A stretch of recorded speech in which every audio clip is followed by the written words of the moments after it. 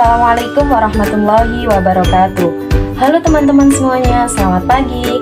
Jumpa lagi dengan saya Asmaul Hasanah, mahasiswa program studi Guru Sekolah Dasar semester 7 UPBJJUT Surabaya dengan nomor induk mahasiswa 860222654. Langsung saja, pada kesempatan kali ini saya akan melakukan praktikum mengenai gaya di sekitar kita. Yuk kita simak penjelasannya. Adapun tujuan praktikum kita kali ini yaitu mengidentifikasi adanya gaya listrik statis, gaya magnet, gaya gesek, gaya pegas, dan gaya berat. Nah, sebelumnya perlu kita ketahui apa itu gaya.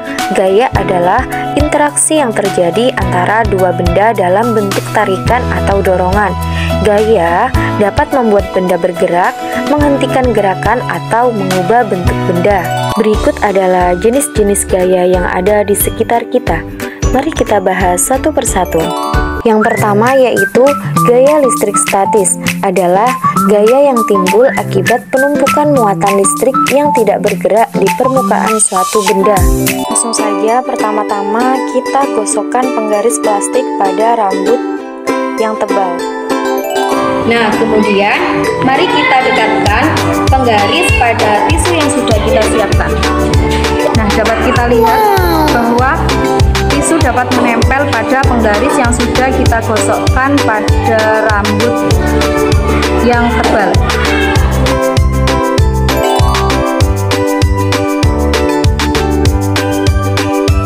Kemudian yang kedua yaitu gaya magnet, adalah gaya yang ditimbulkan oleh magnet yang dapat menarik atau mendorong benda tertentu. Nah, langsung saja teman-teman, mari kita mulai percobaannya.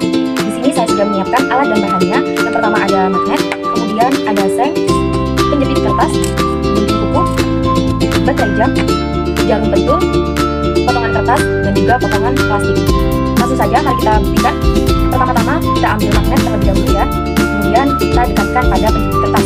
Apakah magnet dapat menempel atau tidak?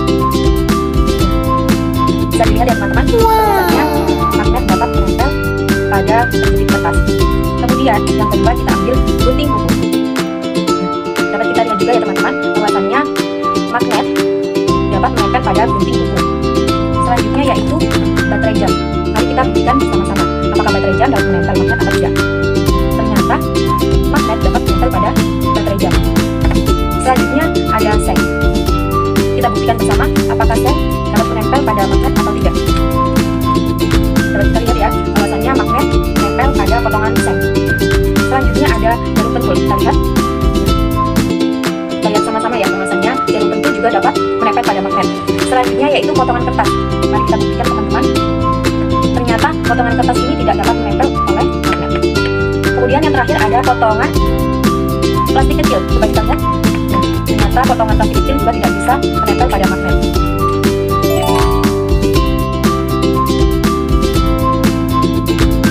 Selanjutnya yang ketiga yaitu gaya gesek, adalah gaya yang terjadi saat dua benda saling bergesekan. Contohnya, kursi yang ditarik atau didorong akan mengalami gesekan antara kursi dan lantai. Nah, dapat kita lihat ya teman-teman bahwa kursi yang kita dorong atau kita tarik ini dapat merubah arah kursi tersebut. Dan ketika kita mendorong dan menarik kursi ini, kursi mengalami gesekan dan kemudian menghasilkan suara. Ini yang dinamakan dengan gaya gesek.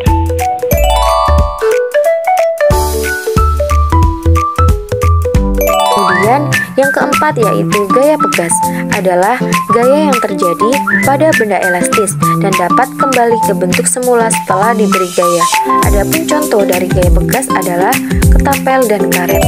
Baiklah teman-teman, langsung saja mari kita buktikan bersama-sama apakah benar karet gelang dan juga ketapel dapat menimbulkan gaya pegas. Mari kita lihat bersama.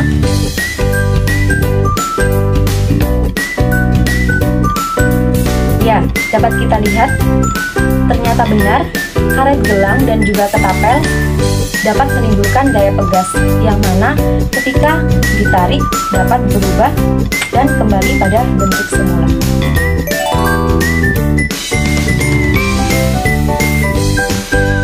Selanjutnya yang terakhir yaitu gaya berat, adalah gaya yang digunakan untuk mengukur gravitasi bumi. Baiklah teman-teman, langsung saja kita mulai percobaannya. Di sini sudah ada alat dan bahan yang saya sediakan. Di sini saya menggunakan alat seadanya karena saya tidak memiliki statif. Langsung saja kita mulai. Pertama-tama kita cantolkan baterai jam pada alat tersebut. Setelah itu kita ukur dengan polaris. Ternyata panjangnya 7 cm. Kemudian kita ganti dengan isolasi. Kita ukur lagi. Ternyata panjangnya yaitu 8 cm. Selanjutnya kita ukur dengan isolasi yang lebih besar. Kita ukur dengan polaris. Ternyata panjangnya 10 cm. Kemudian ada susu. Kita ukur. Ternyata panjangnya 12 cm. Dan yang terakhir yaitu ada batu. Mari kita ukur bersama. Ternyata panjang batu yaitu panjang berat batu adalah 14 cm.